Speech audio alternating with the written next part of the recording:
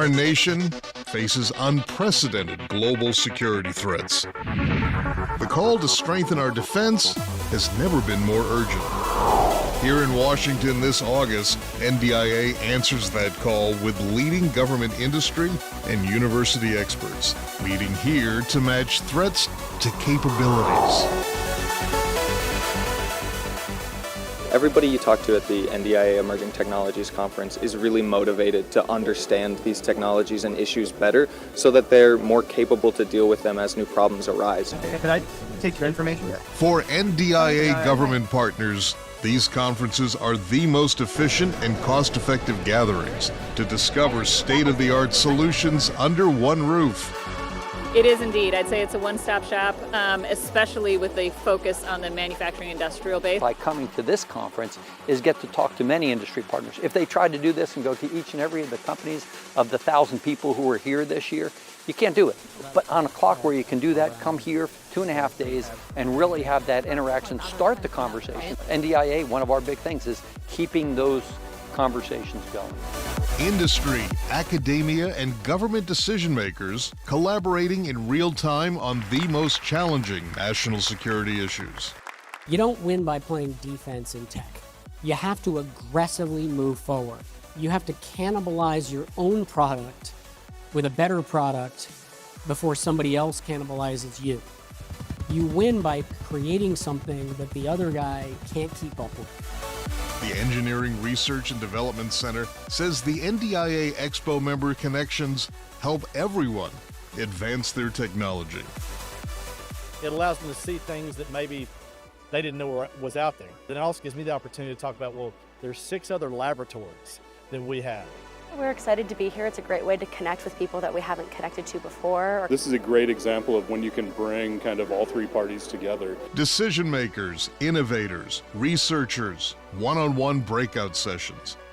It was more than 200 projects. All under one roof. Unclassified to secret to top secret. The nation's premier military and technology leaders collaborate to bring lethality, readiness, and overmatch capabilities to our warfighters and the civilians who support them.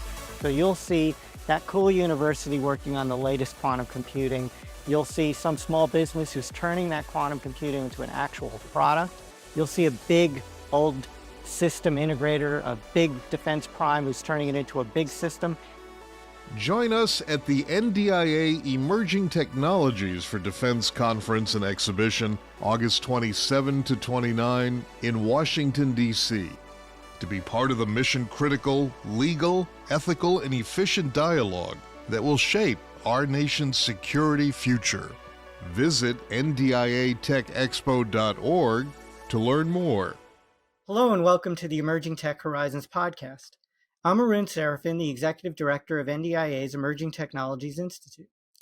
Today we're going to discuss the emerging role of small unmanned aerial systems and warfighter-portable drones with a specific focus on their operational potential in the Indo-Pacific region.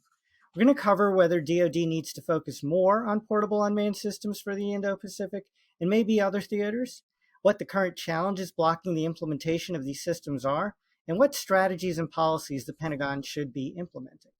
To answer all these questions, we're joined by 2 amazing guests. Dr. David Bray, the chair of the Stimson Loomis Accelerator program, and Mr. Jeffrey Wright, who's a recently retired Special Operations Officer and CEO and founder of Splash1 Robotics.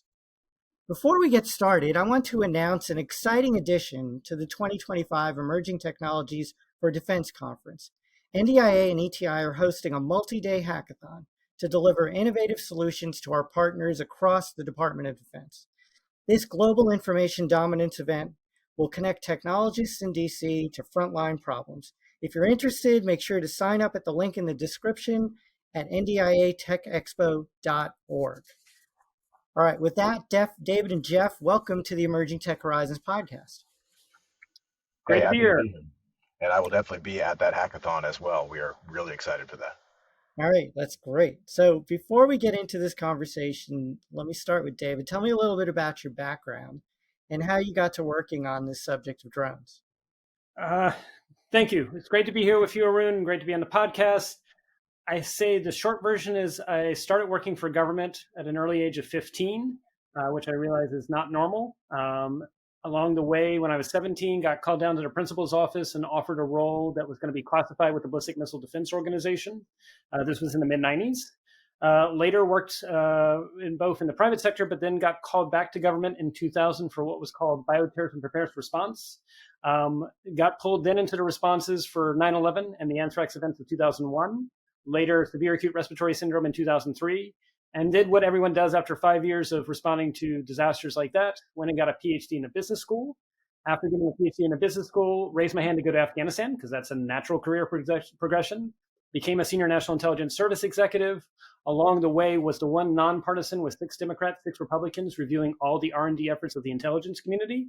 And then parachuted into a role at the Federal Communications Commission where they'd had 9 COs in 8 years, a sign that things are just going great. Survived 4 years, moved everything the FCC had to public cloud and private hosting. Later worked with VentSurf with the People's Internet Coalition. Behind the scenes worked with Special Operations Command. And then did another commission, this time with 8 Republicans, 8 Democrats, including 2 senators and 2 representatives. This was 2020 and 2021. Everything from cyber to bio to space to AI. And despite the fun of doing anything that was bipartisan, we actually succeeded in getting both sides of the aisle to agree to our recommendations.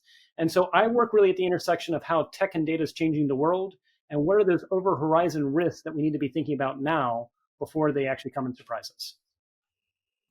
That's great, David. Jeff, top that. Definitely can't top that. So definitely the knuckle dragger in the room. So I'll start with where I'm at and work to how we got to where we are right now. Today I'm the founder and CEO of Splash1 Robotics. We're building fighter drones, man-portable, fully autonomous, fixed-wing aircraft that detect, dogfight, and neutralize hostile threats via a durable platform, comes back and reloads after each mission. Came to this from active duty.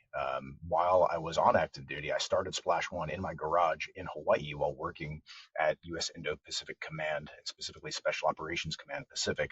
I was the fires officer there and the driving force behind a whole bunch of drone initiatives, that one of which became what we now call the DOD's replicator program. Background-wise, weapons patch, so the tactician, technology-focused guy who's focused on writing the specific tactical plans. So if I pause during delivery of some of these things, it looks like I'm buffering. It's because I'm parsing what I can and cannot say here. I'm the dude who wrote the who, what, where, when, and why, and how of the drone stuff in the Pacific. Military background, how I got that point. Started as a Marine Corps artillery officer, went to JTAC school, and then I was the first artillery officer that went through MOTS 1 WTI Air Officer Program. Became the plank owner of WEPTAC, the Weapons and Tactics Training Section at Anglico at Camp Lejeune. Full-time fire support professional, and mostly with Special Operations Forces and reconnaissance. That led me to cross-train into Air Force Special Tactics. So I've been in uniform both as a Marine and as an Air Force officer, where I spent the last 10 years of my career. 25 total months of combat deployments, fought in Iraq and Afghanistan. I know what it sounds like when bullets are snapping past your head, and I've applied fires in real world environments. That said, I am minimally dangerous to self and others behind a keyboard and with a soldering iron. I've got a master's in computer science from Boston University. The first prototype for my company, printed in my garage, soldered it, made it myself, did all the programming. And I'm definitely the least technical person on my team, but I know enough to know when people are trying to put one by me. So that's how I came to be where I am. Yeah, thanks you both for joining us. And the reason, the motivation for the conversation, at least in my mind at first, is a paper, David, that you worked on with Stimson. It's called Strategic Sufficiency, Mapping DOD Small Drone Requirements to Potential Warfighter Needs in the Indo-Pacific. Tell us, actually, I don't know. Tell me what the Loomis Accelerator is within Stimson, and tell me what brought you to writing that paper. Excellent. Yes, happy to. So the Loomis Accelerator is named after Alfred Lee Lumis. And so Loomis, back in the 1920s, was an entrepreneur who made his money on the stock market, got a strange feeling about the market towards the late 20s, pulled all his money out. Everyone thought he was crazy. And then about 6 months later, the great crash happened. But during the 30s, he actually had salons where he invited scientists, technologists of the time to get together, such that when World War II broke out, he actually said, I've got these colleagues over in Europe, specifically in the UK, that have been working on this thing called radar. I think we could miniaturize it and actually put it actually to protect our convoys. And so we went down to DC, made this pitch. DC did the typical DC thing, which said, you don't know what you're talking about, and sent them packing. And so the Loomis Council was actually created in that ethos because what happened was he was the cousin of Henry Stimson, who, as we know, has the dubious honor of being both the Secretary of War for World War I and World War II. And so they did an in-run around the bureaucracy at the time, such that when war finally ended in World War II, Churchill actually said there were 2 Americans that saved millions of lives in Europe. One was FDR himself, but the other was Alfred Lee Lumis, because he had actually protected the convoy. And so it's meant to bring these unconventional thoughts from the private sector, from folks that are not normally part of the DC system, so to speak, and actually bring that thinking to bear. And so that's why we actually looked at this paper, because we were really trying to say, are we really sort of fit to fight, so to speak, when it comes to Indo-PACOM? And of course, Jeff and others are definitely fighting this sort of the heroic effort. But I will say that in releasing this paper, even in early spring, we were getting significant pushback where people were saying, we remain unconvinced that small drones will ever have an impact on the battlefield. Of course, we know the events that have happened since then, but it's sort of the idea that there's always the adage that we're always fighting the last war. The question is, do we have enough time to actually up our game given the rate of change that's happening globally? And we'll definitely drop a link to the paper in the description box under the video. But you mentioned that sort of recent conflicts, I guess, both in Ukraine and in the Middle East, and especially after what's called Operation Spiderweb was carried out by Ukraine inside Russia. Drones have been on everyone's mind, senior leaders in DC and the public as well, right? So quickly summarize, what basic lessons have we learned as a result of these kinds of uses of small UAS, unmanned air systems, in modern conflicts?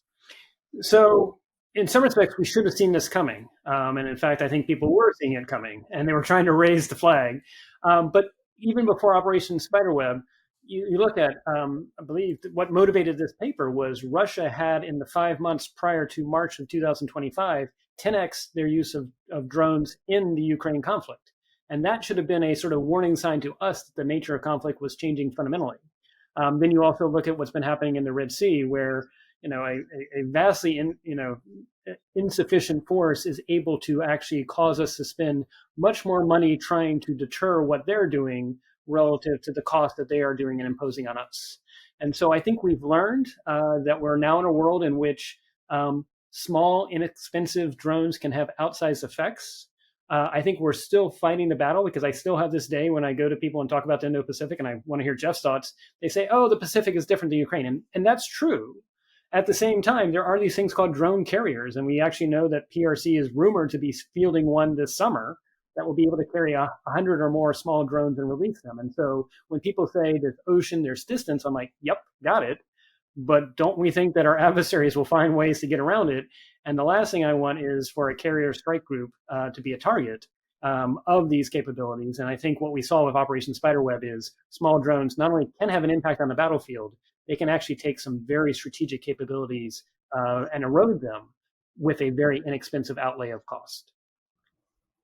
So David, for the audience, remind us what Operation Spiderweb was.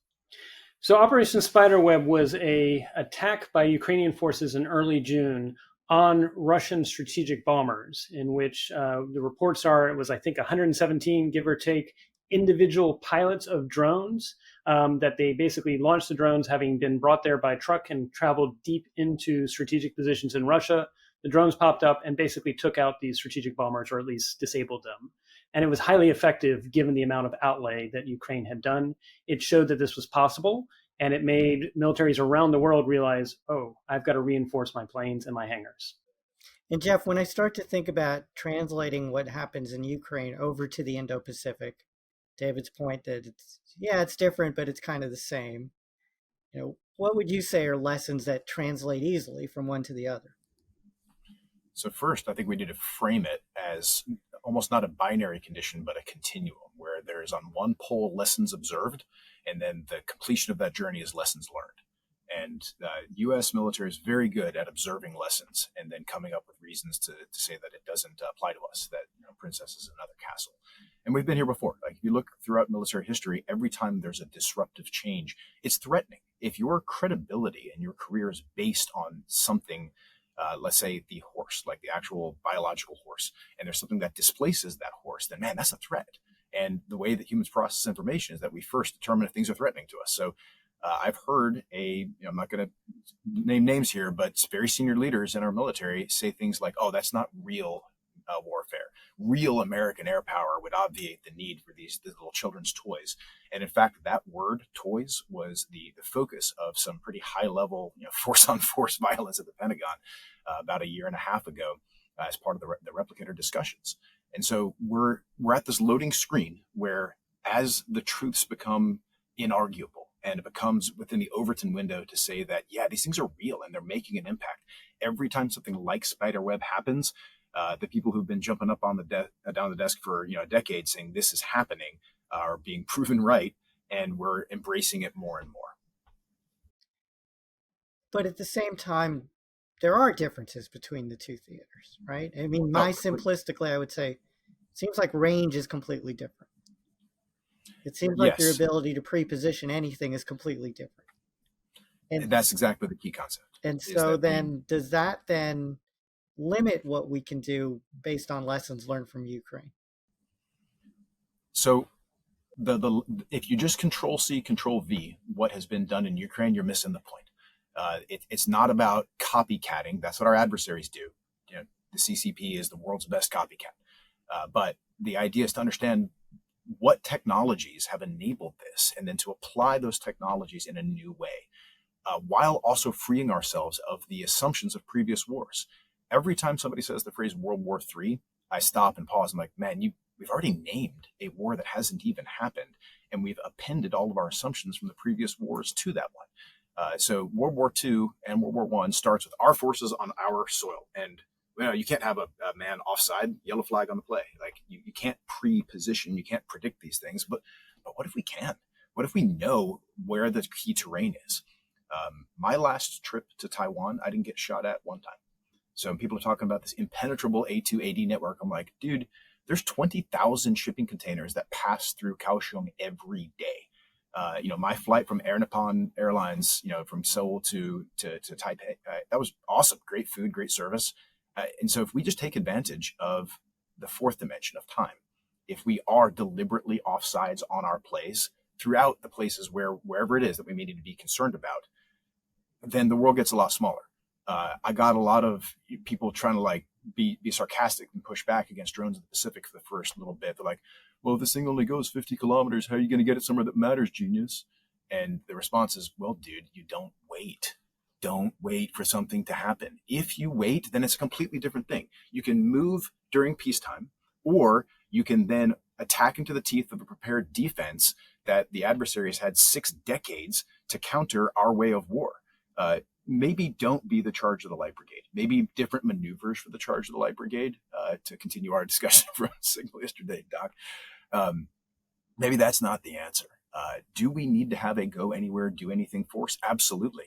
But a set piece battle where you can set the pieces. And the place to set the pieces isn't Camp Lejeune and Pearl Harbor. It's west of the IDL. Set that now. The other part of it is the definition of us. Are we fighting in Ukraine? And when people answer that question, you'll get different answers. Rightfully so, because I don't think it's a binary condition. If we redefine we and us, capital W, capital U, allies and partners can do things that we didn't think possible. In December of 22, if we just said that Kyiv, without foreign boots on ground, would be able to fix and beclown the Russian military, people thought you're crazy. But people who are at the point of a bayonet risking being enslaved will fight harder than an invading army with no purpose. And all we have to do as Americans is be that arsenal of democracy to lean into the defense of our allies and partners. And here's my soft spiel. And enable their defense in depth in a way that makes it impossible and indigestible. We are stuck with our tools and as the way of thinking about these wars. That is the reason we're not seeing the value of small drones. So Jeff, here on an unclassified podcast, give us a sense of what's China doing with small UAS today? And while you're at it, what, should we really be worried about their counter drone capabilities as well? So I'm going to go ahead and matrix this one and just not answer the question. I'll pass it over to David, but I'll say this. None of us know what the adversary's capabilities are until revealed on game day. We have intel, they have intel. We have super secret stuff, they have super secret stuff. We don't know how much of their stuff is real or the unknown unknowns. And we aren't going to find out until game day. So one of the things that I was just a zealot about tactically in the Indo-Pacific is to tell people, if you're counting on our ability to do X on game day, you're putting Pax Americana and Western civilization on the line. You better be right about that.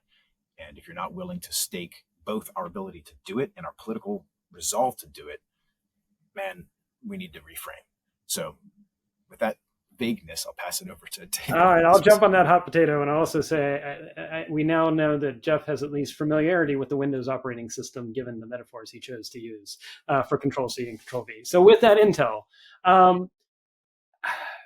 to build on sort of what Jeff has said, there have been, in the last 3 years, in the United States, arrest of individuals for counterfeit hardware in this country. And it has been cases where equipment sold by U.S. vendors and U.S. companies that were based off of chips that may have come from PRC were actually compromised with things that were trying to phone home and things like that. And so I can point to that as an open source point of contact that says, if you're thinking all your hardware is going to work, because some of these arrests actually had cases where things got, and it's out there in the open, got all the way to the F-35. And so we should recognize that, while your question, Arun, was about drones, we should recognize if we have not done a strategic assessment of independent verification of all our hardware, placing bets on any one thing may, when that quote unquote game day ever happens, and it may not be a clear starting point. It may be more gray zone, more cowbell until the point where it's no longer distinguishable between, is this really a war versus gray zone? But I raise that because if we're placing our bet on any one specific part of hardware on our side to work, recognize they have, as a result of globalization, gotten really good chip level hardware expertise that we would be unwise to assume that they're not also going to bring to bear in that conflict. So when you talk about drones, I look at it more as the reason why we're reaching for this is we have the defender's challenge, and we have the defender challenge of international allies and partners that are not close to us, which is a lot like the Cold War. I mean, the reason why we did strategic things during the Cold War was the Soviet Union was much closer to Europe as well as to Japan and South Korea than we were. And we pre-positioned things in Germany. We pre-positioned things in South Korea. We pre-positioned things in Japan, and we also built strategic relationships. And so if you look at this same geopolitical landscape where PRC is a lot closer to certain things than we are, and they're going to use the full spectrum, not just drones, they're going to use the full spectrum of trying to discourage us from ever actually entering a hot war. And that includes economics, that includes cyber deterrence, that includes all these gray zone tools. At a very minimum, we need to actually pre-position things much like we did during the Cold War that makes them rethink their calculus as well, saying, you may think you may be able to do this, but we're going to do whatever we can to support these international friends and allies that represent free societies. I want to build on that just real quick. We have the cult of the offensive burned into our collective unconscious from the military. I remember back my first contact with this concept in the 90s as a cadet at the Citadel. Amphibious warfare is about they are on the shore, we are coming from overseas, we must do forcible entry. Well, why?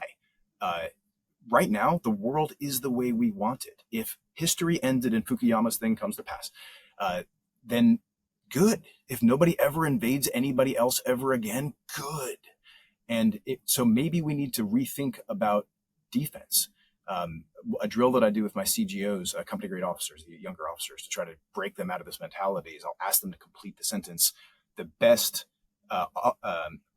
offense is a good, and so the best defense is a good. And so they always say, well, the best defense is a good offense. That's what we've been trained to think. No, man. The best defense is defense. Yes. The world is the way we want it. And all we have to do is give sovereign states the ability to prevent, conquer at the point of the bayonet by autocracies. We are fundamentally thinking about this wrong. And I recognize Arun, you've asked the question and we're elaborating on it. I would say we should look at the lessons that the U.S. learned in Afghanistan, as well as to a degree in Iraq, where $500 IEDs undid 500, if not $50 million pieces of kit, and so we should recognize that at the moment, the current technology curve that a lot of US and Western companies have created favors asymmetric defenders. I'm not worried about Ukraine going out and taking over the world, but you look at what they're doing where they are holding back the Russian forces. We should recognize that the current technologies, including drones, favor defenders if you look at it as a defensive game versus us replaying our mental history of World War II, which was we rode and we actually sort of had to re-seize the Pacific versus pre-positioned defenses, much like the Cold War. And that's why you have to talk about the operational context in which you're evaluating the technology. A 5-inch FPV drone that's at Fort Hood does a completely different job than a 5-inch FPV drone with the same explosive charge, same range, same everything, that's in the hands of Filipino guerrillas or Filipino Marines. These are the same hardware with dramatically different implications in the Indo-Pacific. So we need to stop talking about hardware as if it's only this monomyth of the U.S. big blue arrow coming from San Francisco and pushing west. The hardware in the right context can be decisive in one context and irrelevant in the other context. Yeah, it's funny. I'm no historian, but it's not like we've never in our history been on the side of the guerrilla forces.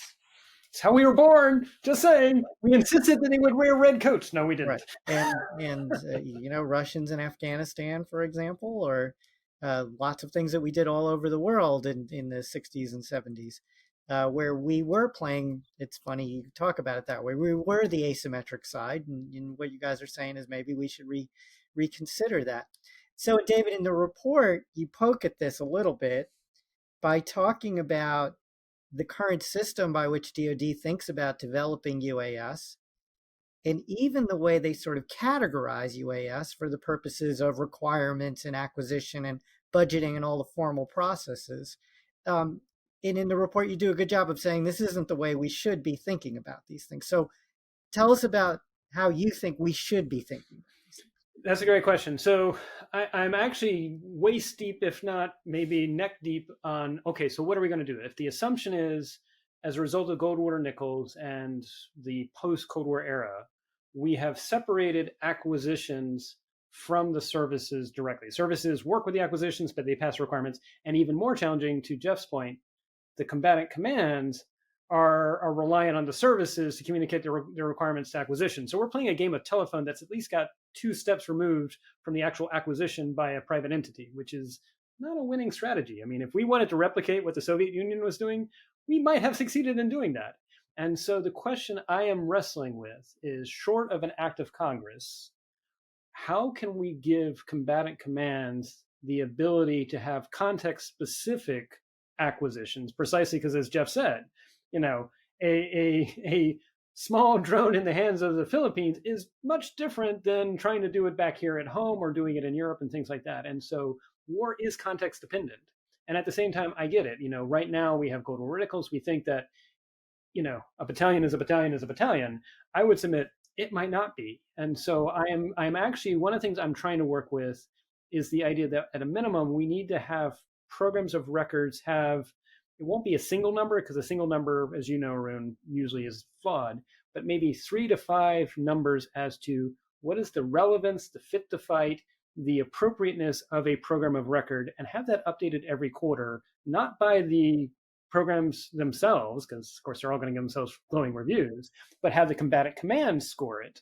And if a thing drops below a certain threshold, let's say it's a score out of 1 out of 100 of these different indexes, if it drops below 70 2 quarters in a row, that should give the SecDef the ability to call people and say, okay, is this program of record still relevant or not? Now that solves the, how do you identify things that might be out of date? Because maybe we're buying things that are not fit to fight anymore. The next thing is, I need to incentivize the services to let go of legacy. Because right now there's no incentive of letting go of legacy spend because Congress might not give you more money. And so I actually think the DOD needs to have a program where if they identify something to let go of, 50% of it goes back to the services themselves, and 50% of it goes to DOD proper for them to figure out new ways of spending it. So now I've freed up money. I've motivated people to free up money. And then finally, I know, and you've lived this much more than I have, Arun, the whole budgeting process for what becomes a program of record.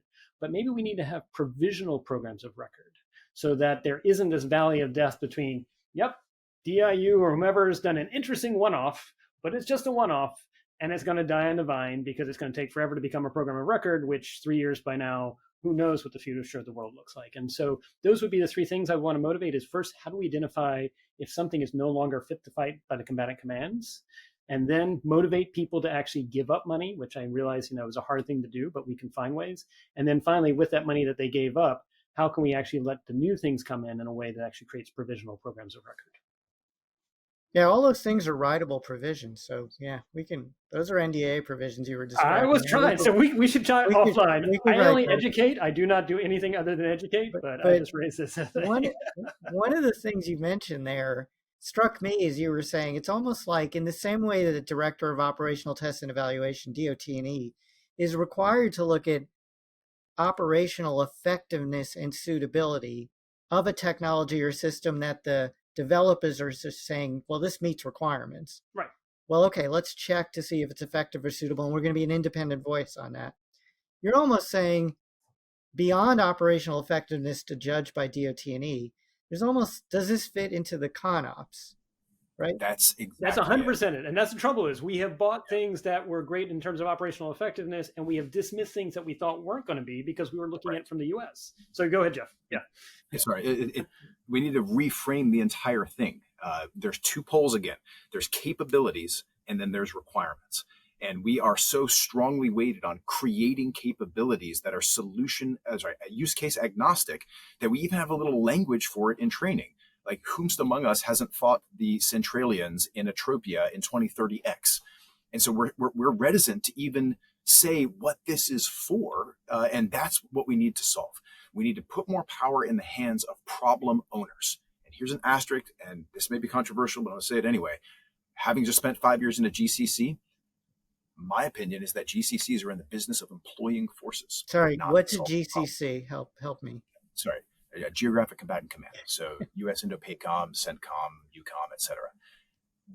The way that this thing actually works is that in the Global Force Management drop-down menu, you have capabilities. If you can't click on that capability, it's kind of like outside the point of what the J3 and the J5 are focused on.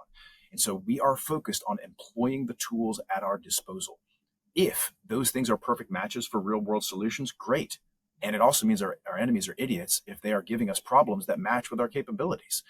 To solve this problem, we need to free our problem owners from the requirement to employ forces. That's one of the tools in their chest, but not the only one. They need a checkbook. They need to have a larger say of what we buy, how it's employed. And then instead of saying, oh yeah, this will be good in the Western Pacific in 2030X, to say, no, touch the map, dude. To get a map marker and say, this thing gets here. Here's who's using it, when, how.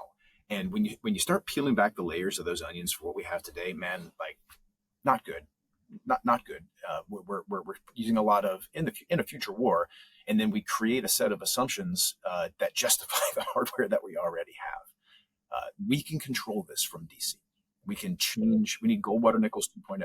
If you're going to write these requirements, which you're not saying we do away with requirements, you're saying they're maybe written in a different way. Right. Requirements based on real world observed problems or reasonably foreseeable ones to say, hey, if X, then I need Y to solve it. You also need a wild card that go anywhere, do anything for us, that in case something happens, the unknown unknowns, that we need to be able to respond to that in a global fashion. So there's a balance. You can't only be preparing things that people have a current need for, because then you don't have those long burn things.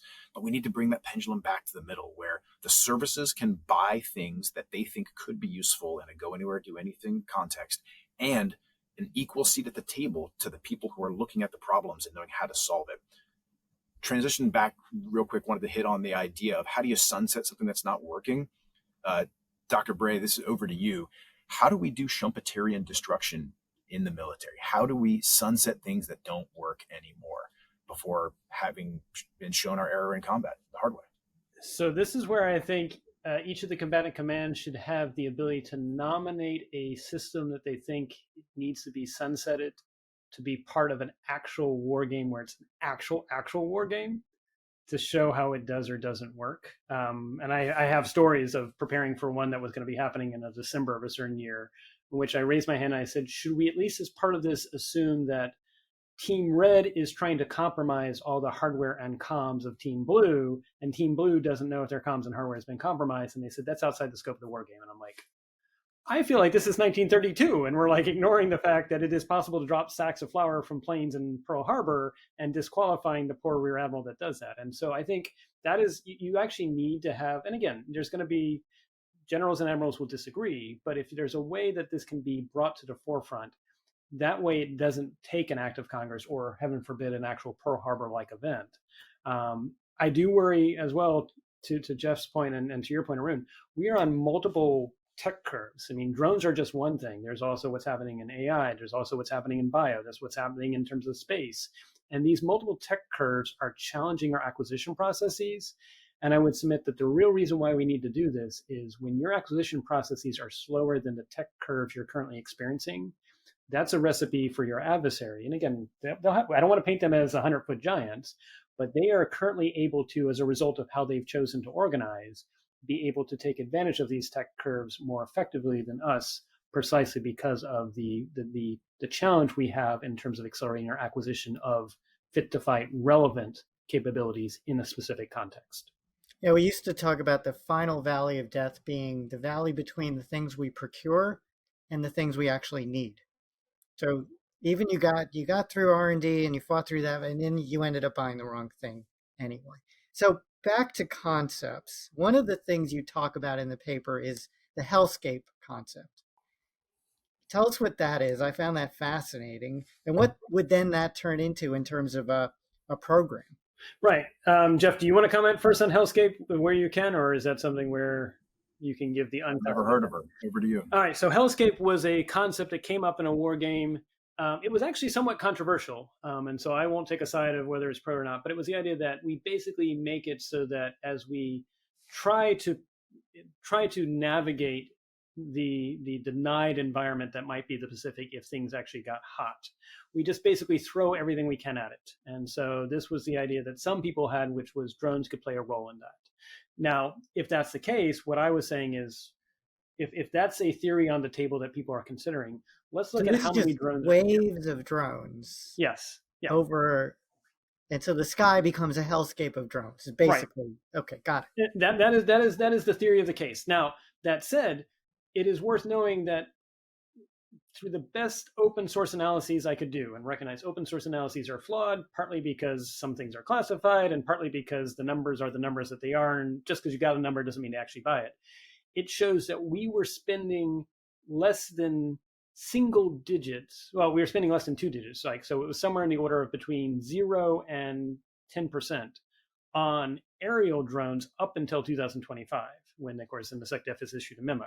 And in terms of at least in open source analyses for surface drones and or underwater drones, and again, open source unclassified, that was probably less than 1 or 2%. And so we were buying very expensive, very big drones, which is falling again into the problem that we should have learned from Afghanistan, which is a $5 million or $50 million piece of equipment can be taken out with a 300 piece of kit. And so the argument I was trying to present was, if we really believe in the idea that there's value in swarming as opposed to just one-off strategic, then we need to actually be spending much more on inexpensive attributable assets, and truly attributable, not attributable meaning $10 million to attribute, but $500 or less, as we're seeing in Ukraine. So that's the concept. But what I was arguing was, if that's a concept that the military is actually pursuing, because up until Operation Spiderweb, that was the only data point I could openly point to. Of course, there was Jeff doing his thing, but I couldn't point to Jeff. That I could point to, that people were considering that there was value in having inexpensive warfighter-portable drones as swarms. Now, I would say partly what we're saying here is a modification of the Hellscape, the idea that it might not be swarms on an offensive. It might actually be you pop up a whole lot of swarms. Again, how we pre-position things in South Korea. There may be places in the Pacific where you want to pre-position things that pop up and actually help with your defense as opposed to offense. I So understand. help me You out can't- with the in the paper you talk a lot about Warfighter-Portable drones. Yes. So just tell me what one of those looks like, and what does the phrase Warfighter-Portable means, and what does it mean to pre-position those? Yeah. So I think, again, so pointing to Jeff's company and recognizing he has not paid me, there's no money being sent in terms of this as an endorsement or anything other than the fact that I know him. It is the idea that this is something that could actually be flown and operated by a warfighter or a partner of a warfighter in the specific context without having to phone home to Nevada or someplace like that. And so it's the idea that you can actually launch it. You can do the sort of steps that are associated with warfighter, including doing the appropriate reconnaissance, figuring out the right kit that you want to do. Because again, remember, when Ukraine started using drones, they didn't have any TTPs for them. They didn't have any tactics. They learned the tactics over the last 2 years. And initially, those drones could be used in multiple means. They could be used for reconnaissance just as much as they could be used to deliver a payload or something like that. And so the idea is something that's warfighter portable, with the ability to actually sort of pre-plan, recon, do the mission, come back, reconstitute, and repeat. That cycle, if we can accelerate that cycle, we can then be prepared for those unknown unknowns that Jeff's recognizing, because I guarantee you, I don't think any of our 10 to 20 plans that we might have really will be what will happen if and when things go pineapple in the Pacific. And so I want the ability for us to have those wild cards, but at the tactical edge. Because the other thing that we haven't talked about, and I think it's worth saying, is if we go against a real pure adversary, how long do we think it's going to be before comms and connectivity back here to the United States go down? Which is, again, why I'm pushing for warfighter-portable drones, because I would submit we need to at least prepare for the possibility of degraded, if not eroded, comms altogether. So this is a drone. Now you can talk about that. It's a drone you carry in your backpack, for example? Could be, yeah. A drone you could carry in your backpack or parts of it. So it could be you have a squad or something like that and they constitute. But the idea is, again, no disrespect to the Raptors and the other ones out there. Those are really big and really massive, and they cannot be operated at the tactical edge. You need a lot of robustness to do this. And now the question then is I often get is, well, how do you get them to the tactical edge? Aside from the conversation we just had about pre-positioning, again, we actually saw about, I think it was less than 2 months ago, Ukraine demonstrated that they had a submersible drone carrier that then popped up, and sure enough, they came out. And so these challenges where people say, well, battery life can only go so far. I'm like, yes, you're right.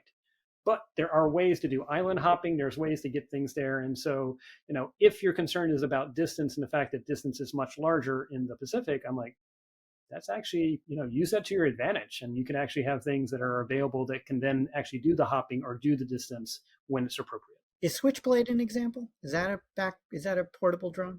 I think we could do better. I think but that it's an example of the family you're talking about. Mm-hmm. Yeah. And are these things big enough in your mind that they can carry real munitions too? Yeah, they can have effects. What was the size of the charge that took out USS Bonhomme Richard? Again, remind me. Oh, that's a good question. That's right. It was not a lot. Yeah. It was a paint bucket that got lit on fire. Right. Yeah. And that was on a U.S. warship with extremely well-trained crews during peacetime in port.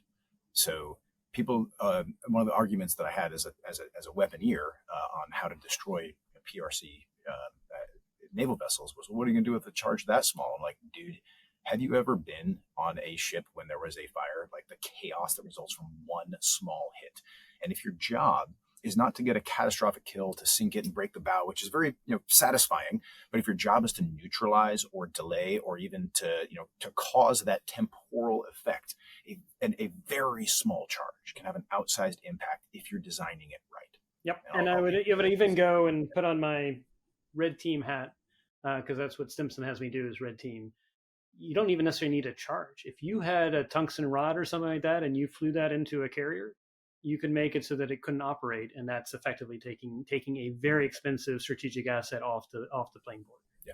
So I'll say this at the, again, unclassed level, that the payload size of manned portable drones is sufficient to have strategic level effects on capital ships.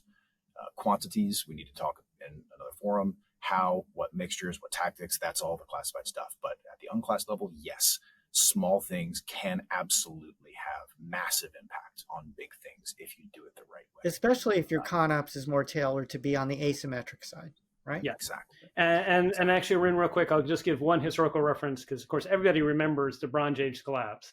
But Jeff and I were talking about it. So remember, the Bronze Age collapse. One of the reasons historians said that a lot of the Bronze Age civilization did collapse was they were so dependent on chariots that when the sea peoples of the time showed up instead with the ability to run really fast and challenge so they used long spears and ran really fast. That was something that chariots couldn't get around because they couldn't turn fast enough. They could get actually surrounded and things like that. So if you look at the fact that humans have been here before, where societies got dependent at the technology of the time of chariots, only to have people that could run real fast with a spear over and do that. The same theory of the case here is that the drones by themselves, yeah, it's a person with a spear, the equivalent thereof.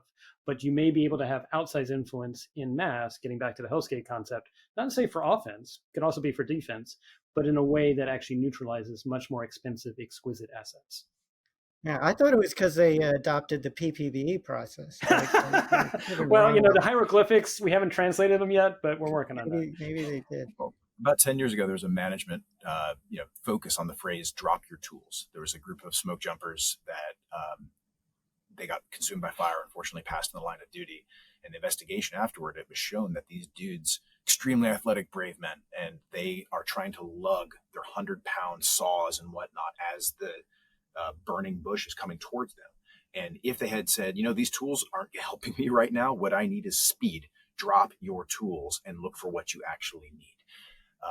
I say all the time that if we were to take a group of reasonably intelligent ROTC 101 or even 201 cadets, and then you men in black pen flash them, and then you make them forget about everything that we have done for the past 200 years, and you just have them classically trained as a military thinker, and now you turn those purchase points in a real-time strategy game kind of context back into liquid assets, and then you say, here's all the things you can buy today. If one of those cadets comes to you and looks at the Western Pacific and says, here's what I'm going to do. I'm going to buy a big boat and I'm going to land jets on that boat. And then I'm going to move the boat into the teeth of this defense. That dude's getting an F. Like, no one's going to do that. But we have these things. And so that is the tools that are like duct taped to our hands. And we are stuck not with the tools that we should have, but mentally with the tools that we have had. Not saying that carrier strike groups don't have a role in the world. They sure do. Okay, but they don't have it. What we do have and what we continue to buy are those big boats that land planes and things like that. So, David, you talked about the fact that there's not much funding if you bought into the Hellscape concept here. Unfortunately, you go to war with the industrial base you have, not the industrial base you want. Right. And so do we have an industrial base to produce the things you're talking about? So the good news is, when I wrote the paper, we didn't. I'm not saying it's been solved magically this summer, but I think there is a wake-up call. But what I worry is we will become so fixated on drones solve everything that we're going to miss that there are other things out there that are also by the wayside. And again, I was getting pushback all the way up until even after the SecDef minute, there was a services that will remain nameless that was literally said, we remain unconvinced that small drones will ever have an impact on the battlefield. Warfighters are expensive to train. They deserve exquisite hardware to protect them. Yeah. Go ahead, Jeff. We have very good modeling and simulation that answers that question to know for a scenario X with Intel Y, we need Z quantity of drones to solve the problem in ConOp A. We have this information, and I'm obviously not going to talk about what the information is here, but this is a solved problem. Yes, we can do this in America. Yes, we already have the technology. We can do all of this. Our shortfall is vision and conviction, not hardware, not technology. Yep. And I think money. Spent the money. And to his point, I think, never waste a crisis, so to speak. What I celebrate is this is causing DOD to look not just as to how does it procure drones faster. I mean, you lived this, Arun, probably when MRAPs happened with Iraq and Afghanistan. The trouble was that was a one-off, and that was only CENTCOM that was given special authorities, and then we didn't institutionalize anything. And so I guess the one thing I would ask, and maybe this is where we continue to have the conversation, is as we figure out ways to procure what's necessary to actually have a better industrial base when it comes to small warfighter-portable drones, let's make sure we institutionalize some of those lessons so they're not just lessons incurred, because I guarantee you there's going to be other asymmetric technologies that we can bring to bear that if we continue to do legacy tech, as Jeff said, I'm pretty sure our adversaries have figured that out, and they have a strategy to overcome and defeat that. I guess I would say that we're in a better place now than we certainly were during mid-2000s, even than we were in 10 years ago, in the sense that from a Washington perspective, senior leaders, including those on the Hill, are saying the right things and writing the right things. So if you were an acquisition professional, I could point you to some clever authority that could probably do the things that David and Jeff want you to do. And I think there is this discussion about re-engaging the COCOMs in the process, and we can debate how much they should do and whether they know how to solve an equation or not, those kinds of questions, right? What's their appropriate role in all of this? And I guess the other thing is that there's money, right? The reconciliation bill that just recently passed, the budget request for fiscal year 26, the appropriations bill for fiscal year 25, added all together, there's a lot of money in the system with arguably more flexibility than we've ever seen before. So on top of that, then, at our conference a couple of years ago, Secretary Hicks announced Replicator and updated it last year, and who knows what they're going to tell us this year, so everybody should be there. Plus, DIU's got Blue UAS, and DARPA's got its all stuff going on. So give me hope, right? Do you see some hope on the horizon here? Well, Jeff's an example. I mean, he's left the services, and now he did an amazing heroic service there, and now he's actually making the things that can be procured. And so I think what we just need to be mindful of is that we don't creep back to business as usual. Because I can remember, my own origin story. I was pushing for agile development back in 2001. People were saying, why aren't you doing waterfall? I explained, I wrote a memo in June of 2001 saying we do not have a deal with bad actors or Mother Nature not to strike until we have our IT systems online. And sure enough, it was scheduled for me to give a briefing to the CIA and the FBI as to what we would do if a violation event happened. And that happened to be scheduled for September 11th. So, the world changed.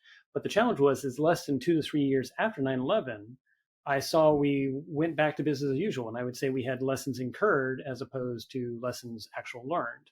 And so I think this is where, again, and I'm going to give a nod to you, Arun, we've got to continue to beat the drum and say, yes, we've got this moment. Let's not waste it. But let's also make sure this is not a one-off, because those technology curves, they're only getting steeper and steeper. And I think we're already seeing some of the strains and things like that. And so the question is, how do we get ahead of the fact that, we don't want to have what Ukraine did to Russia happen to us on a battlefield or a gray zone environment?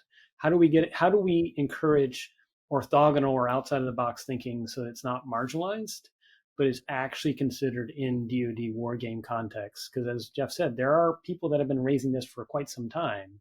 The challenge is it wasn't taken serious until it was proven possible. Yes.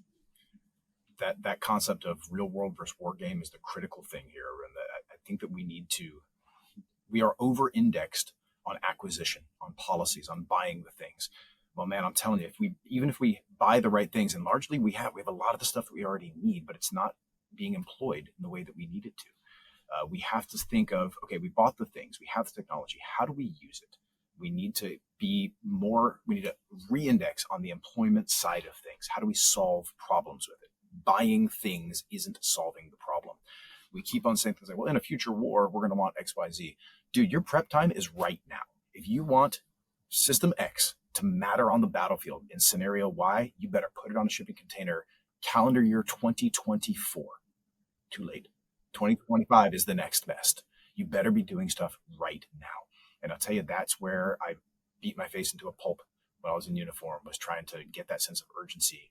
And then the response back was usually, oh, no, we're talking about buying things. We're acquiring, we're innovating. Stop the innovation. Stop the acquisition. Do the things. Verbs, not nouns. We need to be doing the things. And I think Congress has done its job. Congress provided the money. Congress provided the acquisitions pathways. Executive branch, your turn. Do the things.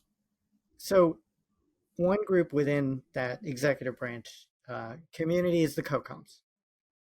And watching the COCOMs for multiple decades, everyone respects what they do. They're the most important people in the system. But I've always found they're incredibly unskilled bureaucratically. And then therefore everything comes off as a little bit whiny. and then they never get the progress and change that they want. So Jeff, again, is another give me hope question. Are there things going on in Indo-Pacom now that you really think are going to move the needle in getting people to buy what they need and improve the ability for operational units to make use of these small UASs? Or, what's an example that you can talk about here that should give us some hope from the COCOM perspective? Yeah.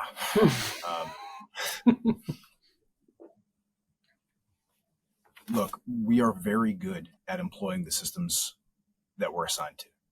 Our COCOMs are led by senior leaders who are the best possible men to maneuver forces in the way for which they're designed. If you give a problem that involves carrier strike groups, we're going to crush it every time. That is why our enemies will not give us those problems. I think we're suffering from an acute lack of vision and flexibility, where we are. I don't have good news for you. Part of the reason why I retired as opposed to staying on active duty was that I didn't think that there was hope for in that direction, and that we need to reframe the problem fundamentally if we're going to solve this. I think it's going to take leadership from the national level, from DC, at the policy level, to say, cool, strong military, got it. Now what are we going to do to solve problem X? Show me a plan that actually works.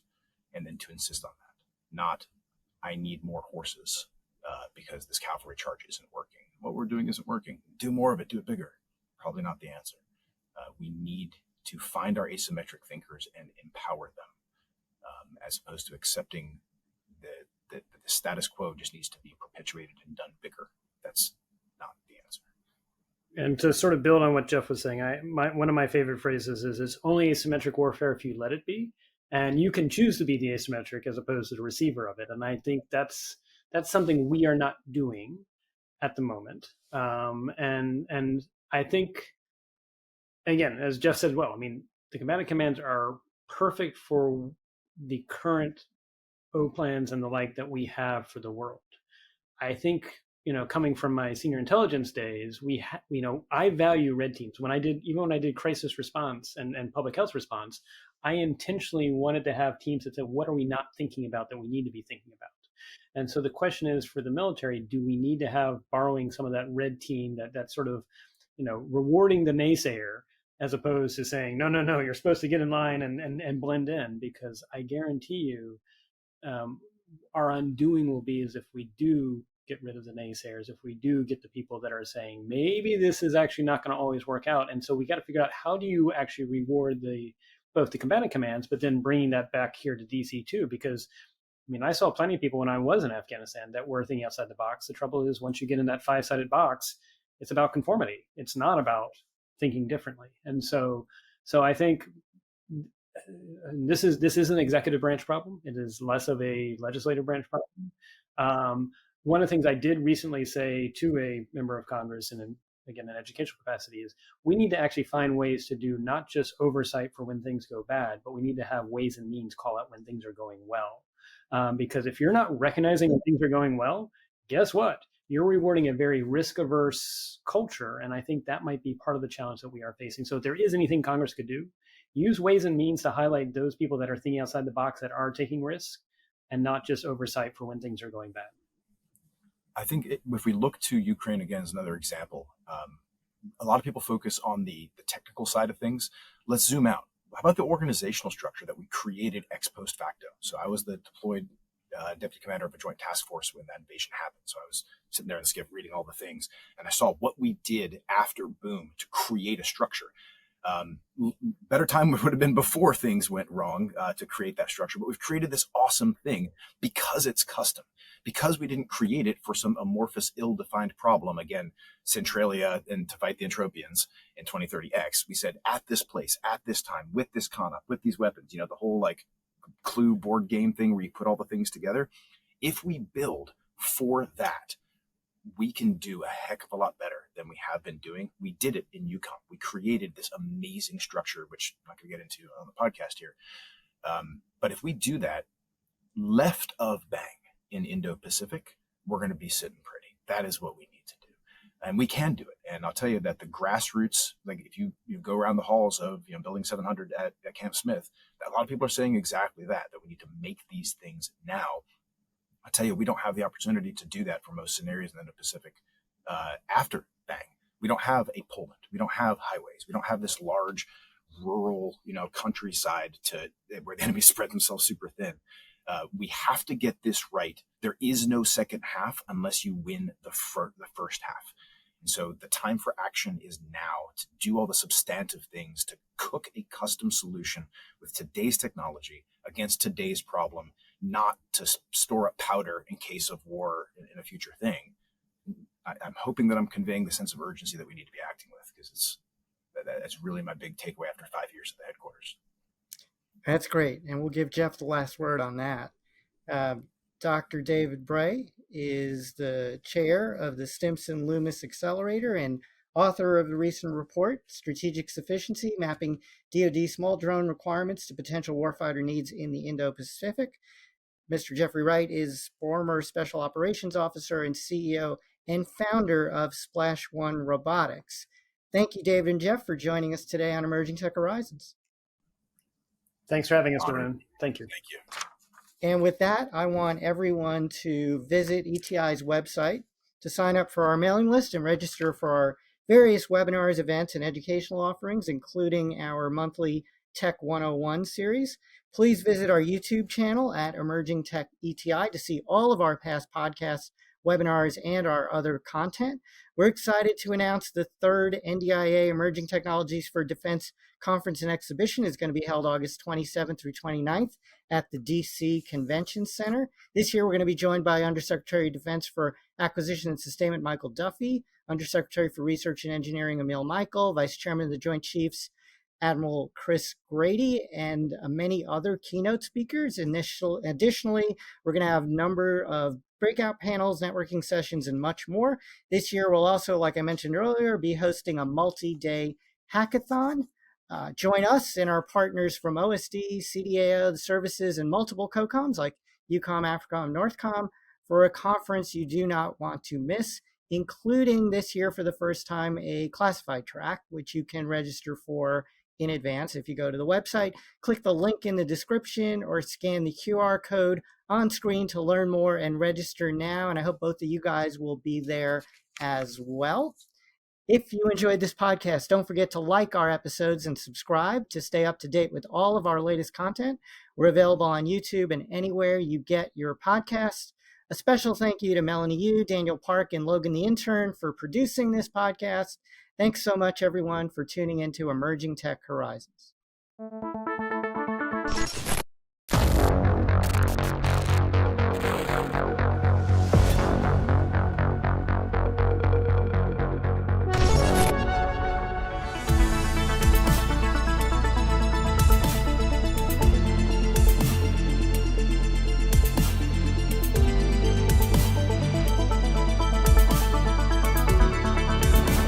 NDIA's Emerging Technologies for Defense Conference and Exhibition is assembling innovators at the front lines of global defense.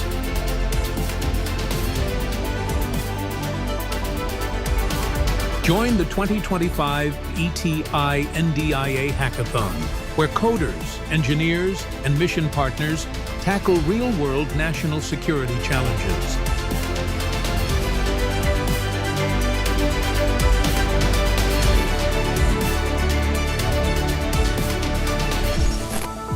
Only at the Emerging Technologies for Defense Conference and Exhibition, NDIA's premier innovation event.